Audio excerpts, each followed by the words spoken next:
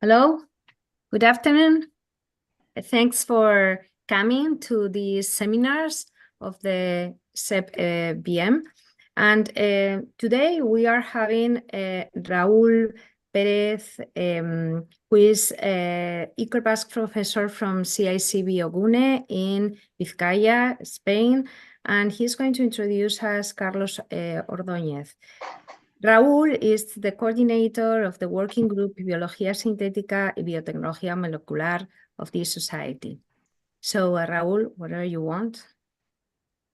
Hello, good afternoon, everyone. So thank you for joining this webinar from the SEBBM. This is the webinar of the Synthetic Biology and Biotechnology group. Today we are lucky to have Dr. Carlos Ordóñez, who did his PhD with Margarita Salas and Modesto Redrejo in the Center for Molecular Biology in Madrid. And after spending some time with Miguel de Vega, he joined bioGUNE last year. He spent most of his PhD working on DNA polymerases. Here in bioGUNE, he's also working with DNA polymerases, but also has joined the effort on genome editing in the synthetic biology laboratory, which I actually lead. So, Carlos, the floor is yours. Thank you, Raúl, for the introduction. Thanks to SEBBM for organizing this seminar, and also thanks to Raúl again for inviting me for this talk. And I think that we can start. I choose this topic, DNA polymerases for nucleic acid amplification, for the talk. And since SEBBM is a very general group, I decided to do a short but general introduction about what are DNA polymerases and their application for DNA amplification methods. And I wanted to explain the result that we got in a work that we published the last year first, and some preliminary data that we are developing here at CIC bioGUNE at Raúl Pérez laboratory, because as he explained, I'm working right now with him. So we can start. DNA replication is a key process and is shared for all living organisms. And of course, DNA polymerases are essential enzyme for this process. However, DNA polymerases, there is a large variety of DNA polymerases, not only because the difference between all the organisms and all of domains of life, but also because these enzymes are involved in a very variety of mechanisms. For this reason, I think that it's important to know what is exactly a DNA polymerase. A DNA polymerase is an enzyme that has DNA or RNA-dependent 5' to 3' DNA polymerase activity. What means that it's a protein that is able to polymerase DNA, the deoxynucleotides, using a DNA or an RNA molecule as template. Other thing that is very important is this protein use divalent cations as a cofactor. In vivo, they can use, or they use, magnesium or manganese, but it's important to mention that in vitro, these proteins can be activated by other divalent cations. One thing that I believe that a lot of people have in mind is a DNA polymerase use a primer made by a primase, an RNA primer made by the primase, to start DNA synthesis. So all the DNA polymerases need primers. Let's see. As I said, there is a large variety of DNA polymerases. Some of them are replicative, but others participate in other processes that happen when there are DNA damage or DNA repair.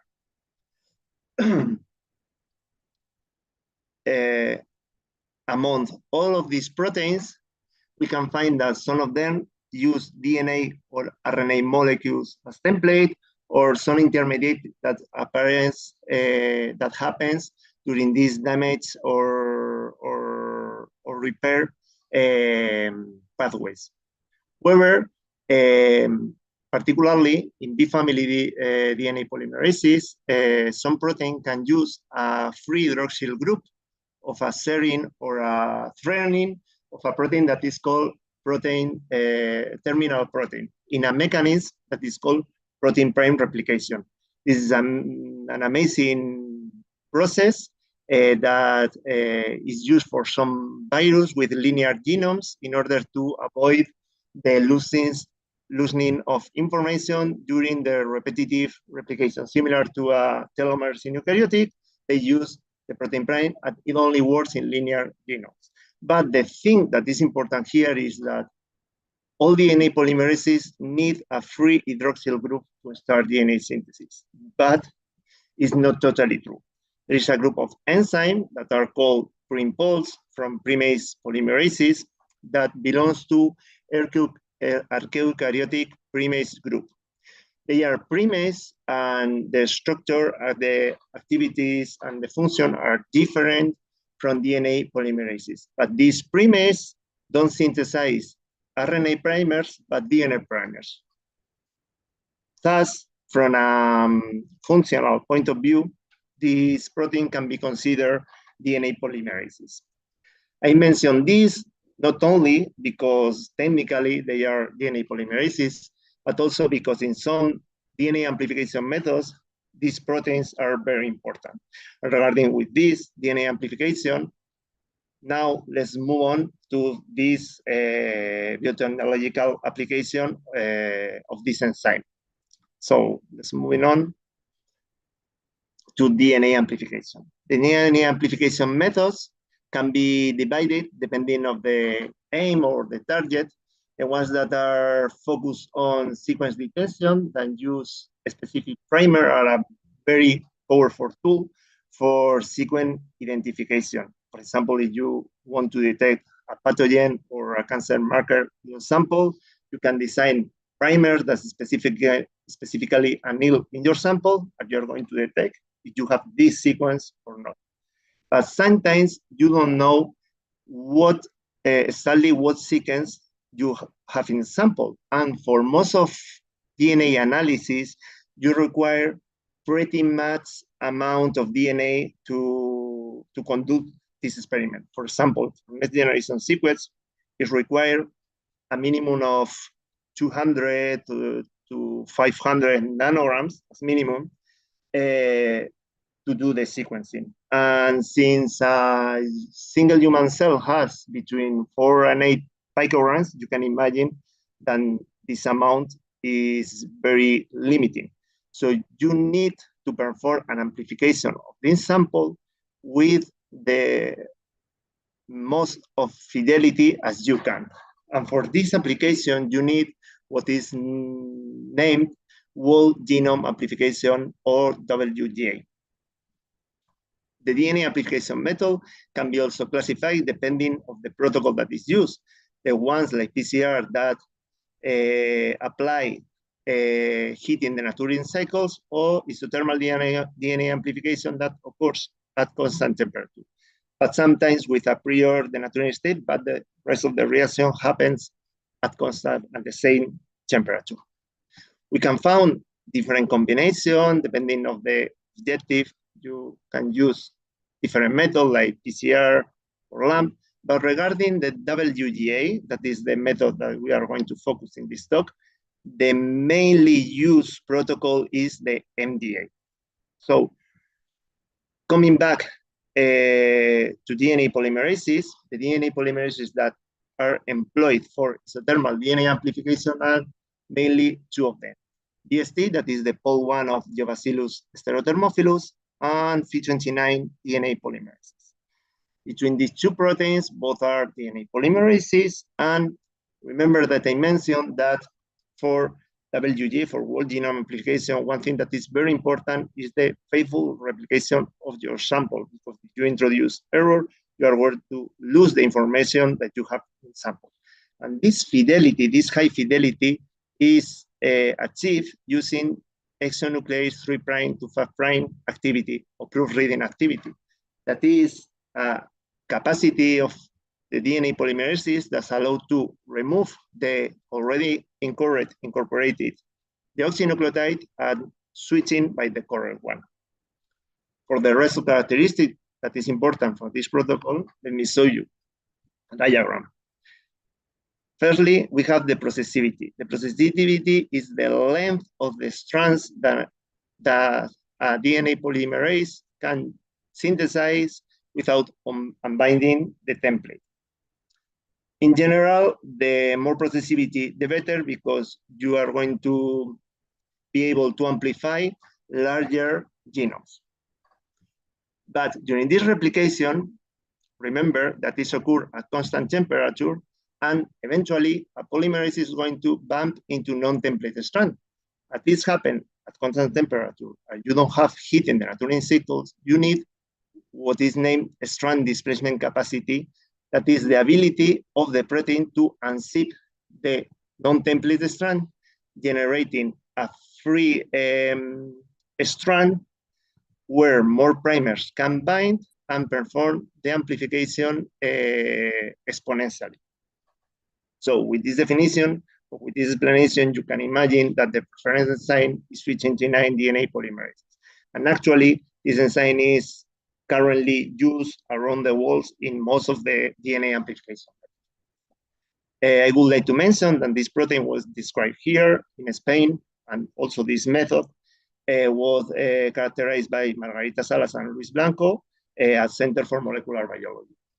This protocol is called by the characteristic multiple displacement DNA amplification, or MDA. So now we have a DNA polymerase like 329 that has a high fidelity, super high processivity, strand displacement capacity, but need a free hydroxyl group of a primer to start the DNA synthesis. I don't mention before, but in the diagram is written that the protocol use random primers. These primers are usually random hexamer that has all the possible combination, and these primers are going to anneal along all the sample, allowing to amplify the sequence, all the DNA that you have in your sample, without depending on the sequence of a primer. But also there are other protocols that instead of random primers, use primases.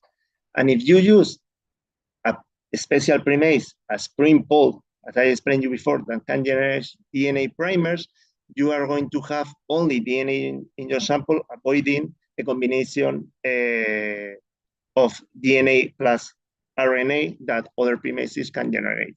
This spring pole has DNA priming capacity, low processivity, but low fidelity, and makes this protocol that, in general, the protocols, the MDA protocols with spring poles are better than the ones with random primers.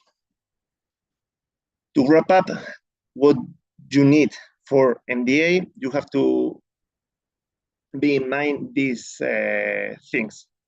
The first, the priming mechanism that you are going to use. You need an enzyme that doesn't need primers, or you add random primers to the reaction.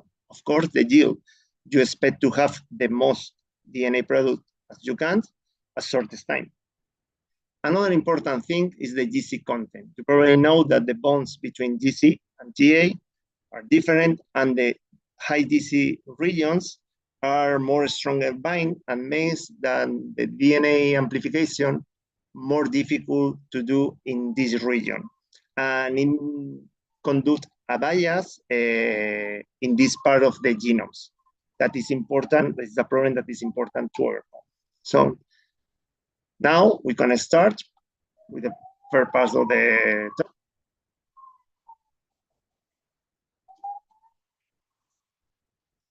Sorry. Several years ago, during my PhD, we described a new group of B family DNA polymerases. The B family already had 2 groups that I mentioned before, that is the ones that are primed by DNA or RNA, and the others that are depending on protein prime mechanisms. The new group share most of the subdomains with the family. Particularly, they present the TPR1 and TPR2 subdomains that are typically from protein prime polyps, together with the most important motifs conserved. The relevant thing here was that these new polymerases, most of them are codified in genetic mobile elements that have a circular replicative form. And I told you before that the protein prime mechanism only works on linear DNA genomes. So we wonder how these DNA polymerases are participating in the replication of these genetic mobile elements if cannot do protein parent replication. And for this reason, we select a representative member of this protein and purify and do the biochemical characterization in a protein that we name PA-POLB from primary independent B family DNA polymerases, as I'm going to explain right now. One of the first experiments that we carry out was the protein circular amplification, and it's an assay where we can see when we add a single-strand DNA with a primer, if the DNA polymerase has enough processivity, can replicate the full circle. Also, if the protein has a strand displacement capacity, can continue the processive replication, generating fragments longer than the unit length, that in this case is 7 kilobases. You can see that Phi29 DNA polymerase generates fragments that are much larger than 7 kilobases. In the case of PA-POLB, we see a processive replication between 2 and 9 kilobases, and this activity is processive because when we decrease the enzyme concentration, we don't see shorter fragment. The length of the synthesized fragment is kept, and also has strand displacement capacity because the fragment reaches more than 7 kilobases. What was really surprising here was when we conduct the experiment as a control in the absence of primer, we saw the same pattern in the case of PA-POLB. Of course, Phi29 DNA polymerase, we see nothing in this reaction because this polymerase needs primers, but PA-POLB also performed the replication. The first thing that we thought was it was a contamination. Maybe a DNA molecule was purified together with the protein, and this molecule is priming the reaction. The reason we did this experiment. In this case, we use also a single-strand DNA template, and we add a non-labeled deoxynucleotide, but also nucleotide with the gamma phosphate with the radioactive label at gamma phosphate. Probably you know that gamma and beta phosphate are released in form of pyrophosphate during the replication. By this way, if this nucleotide is incorporated in an already pre-existing primer, the radioactive level is going to be lost. And only we are going to detect oligonucleotides if the protein is able to incorporate the free nucleotides that we add to the reaction in a de novo synthesized DNA molecule. We could see that PA-POLB, the enzyme, couldn't perform RNA synthesis, the de novo synthesis using ribonucleotides, but could perform the priming activity using deoxynucleotides. We see the formation of dinucleotides and trinucleotides by the wild-type enzyme, also by the exonuclease deficient mutant, that is the protein without the proofreading capacity, but not as expected with the polymerase deficient mutant, because this mutant don't have DNA synthesis capacity and neither de novo DNA synthesis capacity. Having this, we thought, as we have a protein with pretty high processivity, strand displacement capacity, and de novo DNA synthesis, if we can perform isothermal DNA amplification by MDA using this enzyme. And to analyze the quality of the amplification, we prepare at the laboratory a metagenome. We purify the genome of 4 different bacteria. We select bacteria gram-positive and gram-negative with different length in the genome. But the most important thing is we select 2 with a medium or low GC content and 2 bacteria with GC-rich genomes. We perform the amplification and compare and do the comparison with all of these protocols. The 2 first protocols are commercial kits. One is based in the use of Phi29 plus random primers. The second one is Phi29 plus a premise. In this case, it's Primpol. In the commercial kit that are sold like Repli and True Prime names. We also use the PA-B alone and the PA-B plus D that incorporate a alkaline denaturing step. The denaturing step is always incorporated in the commercial kits. Actually, these protocols, this kit, using alkaline denaturing step. It's already incorporated in the kit and we cannot remove.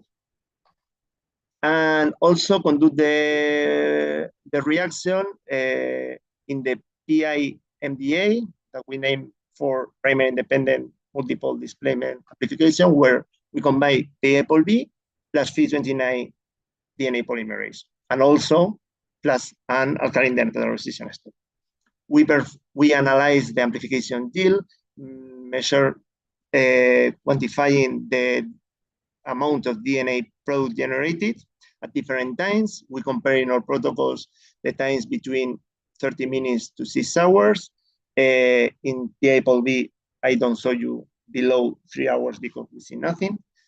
With the obsession, Repli kit, where we compare at 16 hours because it's the time that recommended by the provider.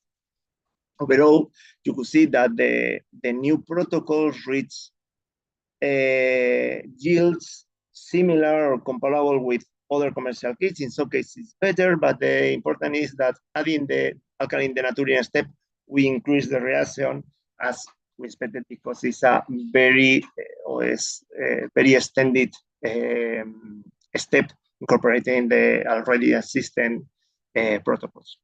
We are not worried about the quantity, but also the quality. And for this reason, we perform the next generation sequencing of the amplified samples. We compare the reads depending on the GC content. We also sequence the non-amplified sample that we can see here in gray, and like non-amplified NA, where we can see 2 peaks.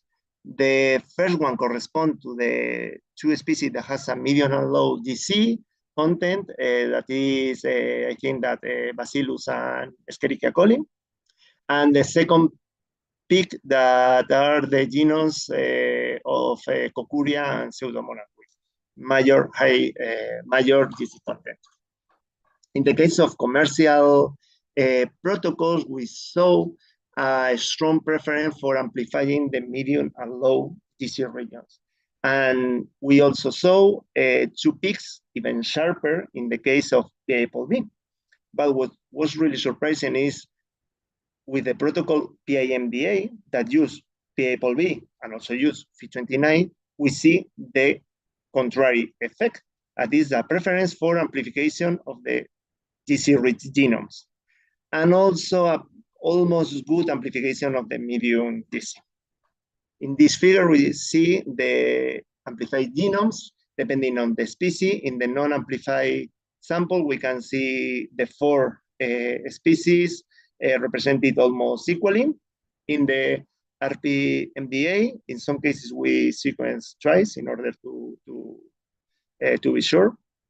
We see the amplification mostly of the Bacillus species and also a little of Escherichia coli. And Bacillus is the species with the lowest GC content. Using print-poll, we started seeing the other two genomes. Other thing that was really surprising was that in the case of PAPLB, what we are detecting is other thing that is not the genomes that we incorporate in sample.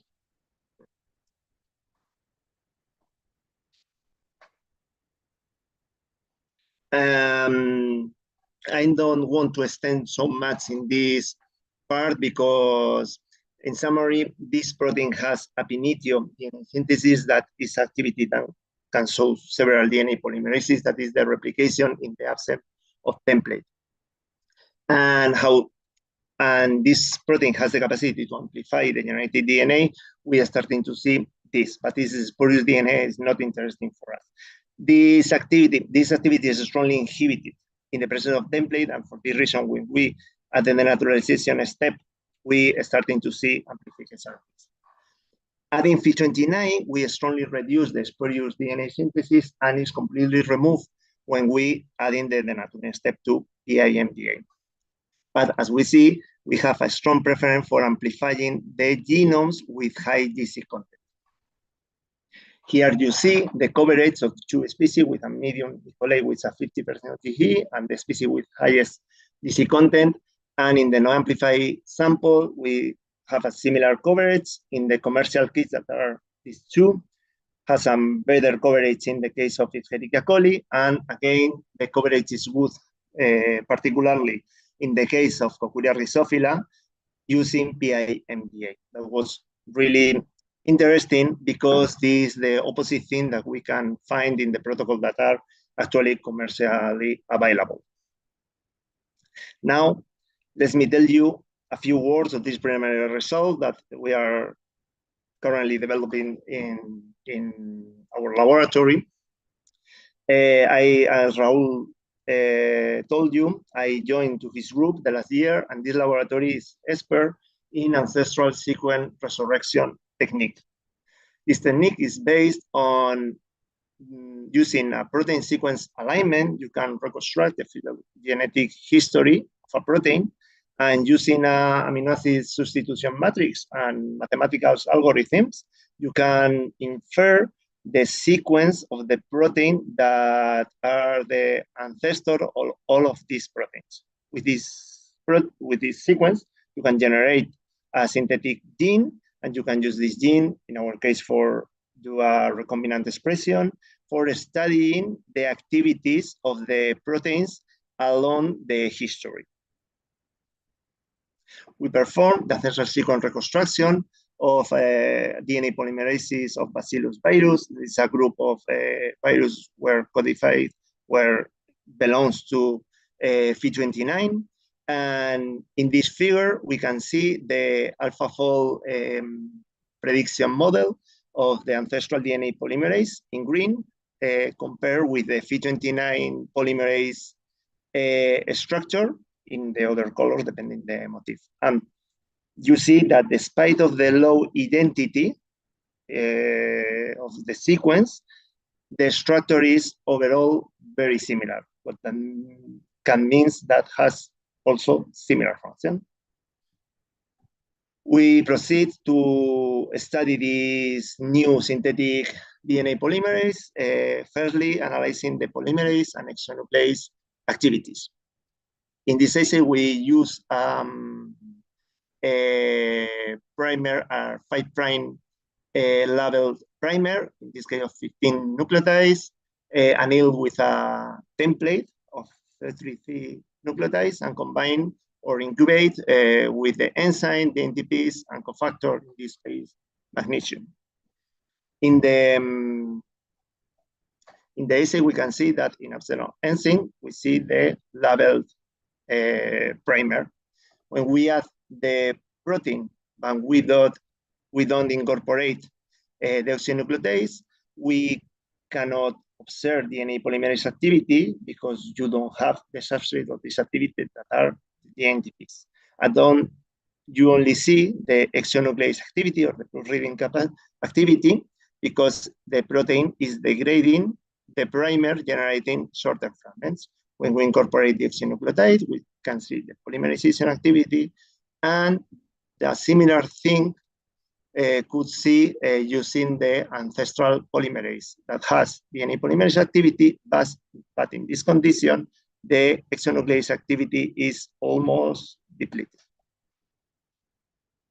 One thing that was surprising is during the characterization, the buffer optimization of this enzyme, we saw that the tolerance to the magnesium salt was much higher than Phi29 DNA polymerase. That tolerates more concentration, but also work using a much lower amount of the cofactor salt.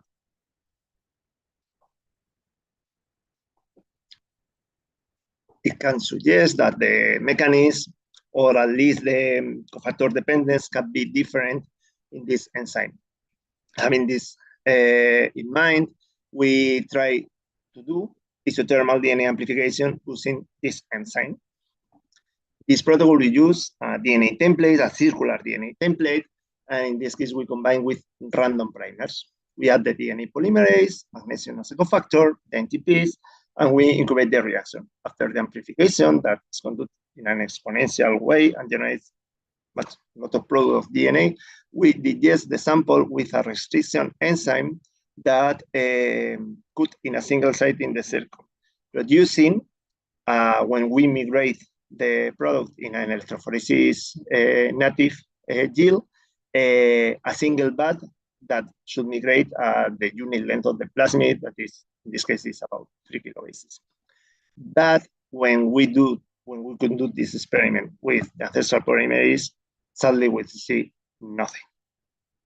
Going back to the cofactor effect on this polymerase, one other thing that we saw is that changing the cofactor, because if you remember in the introduction, I told you that the polymerase is used magnesium or manganese, depending on the enzyme and the situation, in vivo. But the enzyme can be activated by many others divalent cations. And we saw that using cobalt, the exonuclease activity of the ancestral DNA polymerase was triggered. And one thing that is important is, in the case of Phi29 DNA polymerase, the exonuclease activity is essential, is key for strand displacement capacity, therefore, for isothermal DNA amplification. Actually, the exonuclease deficient mutant of Phi29 DNA polymerases cannot perform isothermal DNA amplification. For this reason, we repeat, or better, let me show the full experiment. We conduct this experiment in the presence of magnesium, but also adding cobalt to the reaction. And we saw that using this cofactor, but not magnesium, the ancestral DNA polymerase can perform isothermal DNA amplification. It's worth to mention that this is only a positive control, and these conditions are not comparable in terms of amount of DNA. And just to finish, let me wrap up the information of the talk. Regarding the first part of the talk, of the seminar, we describe a new B-family DNA polymerase group, and a member of this group that we call the ApoB can perform primer-independent isothermal DNA amplification, particularly in combination of Phi29 DNA polymerase. The combination of these two proteins, the ApoB plus Phi29 DNA polymerase, are combined in a protocol that we call the IMDA, and is more efficient for amplifying high or genomes with high DC content. That is contrary what we found in the currently available commercial kits. On the other hand, we described an ancestral DNA polymerase that had a wider range of tolerance to the magnesium salt or the cofactor salt. And this polymerase can be the activities of this polymerase between polymerase and exonuclease activity can be regulated if we change the metal cofactor. And switching this cofactor using cofactor like cobalt, we can perform isothermal DNA amplification with this ancestral DNA polymerase.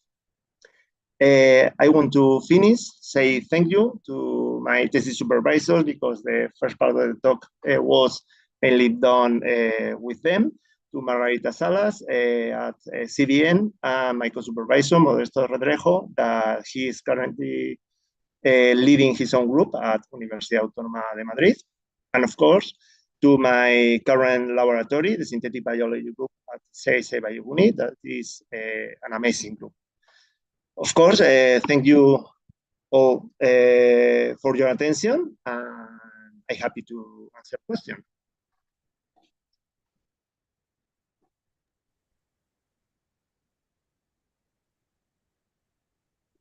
Raúl? Thank you, Carlos. We open now time for questions that I probably should be able to see on the chat, or Patricia will tell us. So now it's time for you to write questions that I would read for Carlos.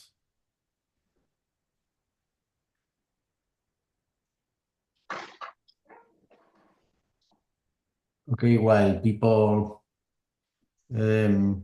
thinks about what to write or what to what would like to ask Carlos, I have a question myself. Maybe I can start, and then we allow time for people bring their question. Carlos, very interesting topic.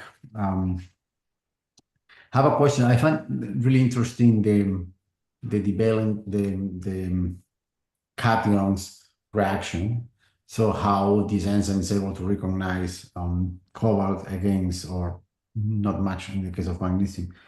But the other developing cations, so like copper, you could also think of zinc.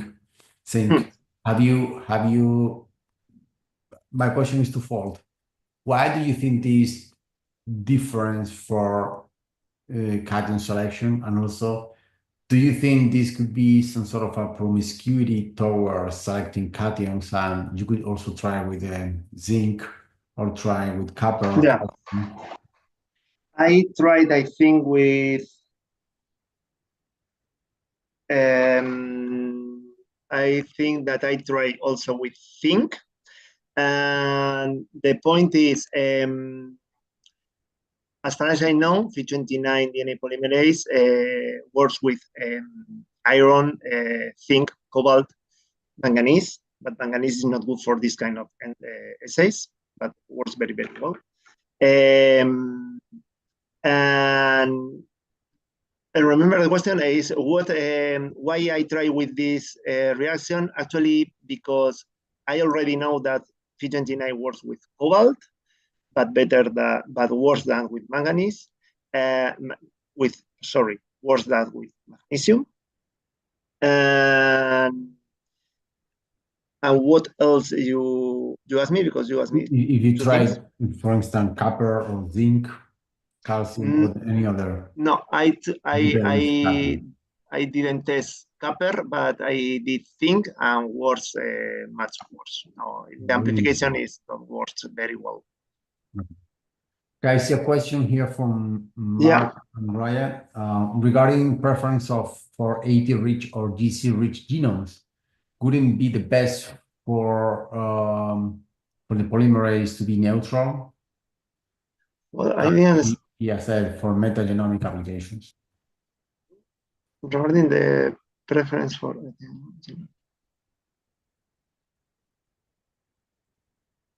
but I don't understand well the question. Are you asking in vivo or for the DNA application? Yeah, apparently Mark is referring to for metagenomic applications. For metagenomic application.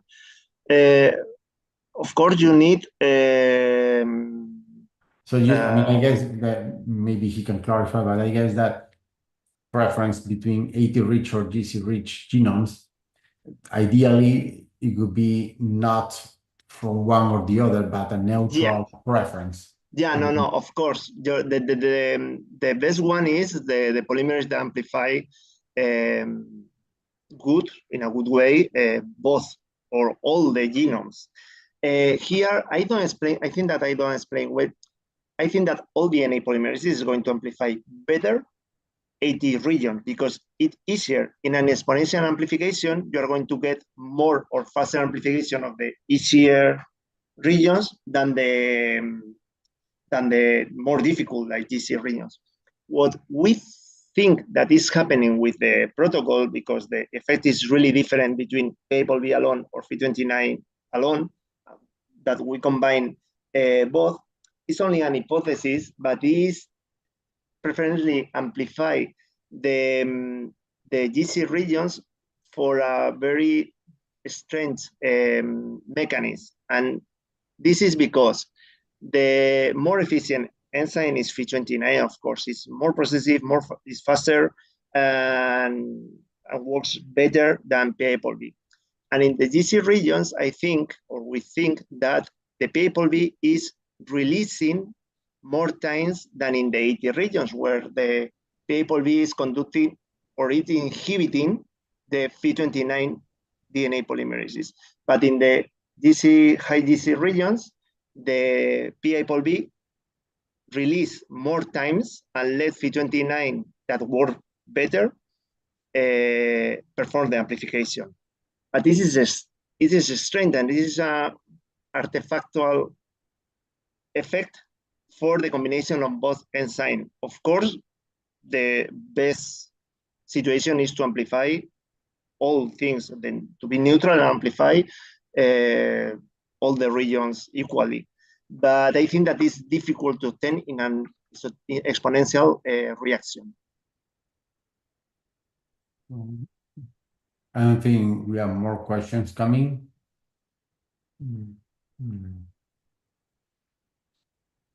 I can throw another one, okay?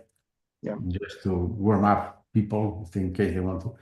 So I think there are, what I find fascinating in DNA polymerases work is that it seems that all the polymerases seems to behave differently depending on the function, depending on the environment where they work. Some of them work with high fidelity, some of them work much faster.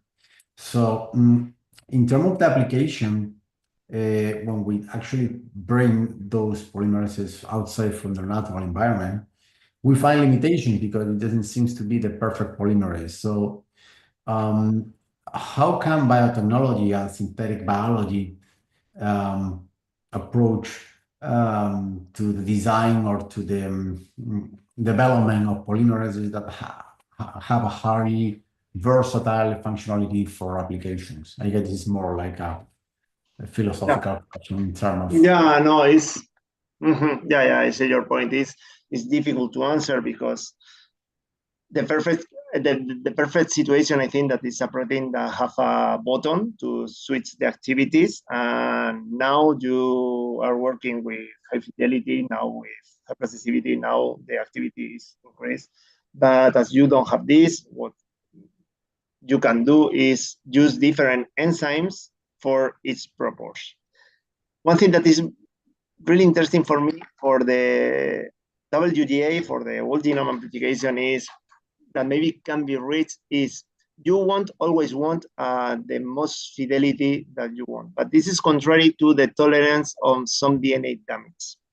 So if you can have maybe a protein that tolerate a normal or modified basis, but when the protein incorporate an incorrect nucleotide, a non-canonical Watson-Crick base pair, correct the non-correct basis incorporated, can be really interesting. But this protein can have to tolerate the modified basis, but also non-tolerate the non-canonical Watson-Crick bonds. And in this way, you can faithfully amplify damage DNA. I have one question. And what do we know about these polymerases and cancer or other diseases? How are they involved? The polymerases that are involved in cancer or these diseases, I think that I don't know so much about human replication. I'm more expert in bacterial or viral replication. But as far as I know, I think that the most important is the translation synthesis of their DNA polymerases that are completely different to the ones that I explained or I talked today. For example, all theta is theta, no delta, is very, very studied, and because it's involved in a lot of cancer processes, and because are proteins that are in charge to repair or to do translation DNA synthesis. So when this protein is when not you working, have DNA damage and we have this in plenty diseases, you will have some of them working, right? Yes, so you need that they're working correctly, and if not, the cancer appears. And I think that this is the reason because they are more study in this field. Okay, thank you. I don't see any more questions here. No, I don't see any either. No. So I believe that we can close the session. So I think that next seminar will be announced soon from the SEBBM. So thank you very much for your attention, and thank you, Carlos. Thank you, Carlos. Thank you, Raúl, and all of you. Thank you very much. Thank you. Bye. Bye.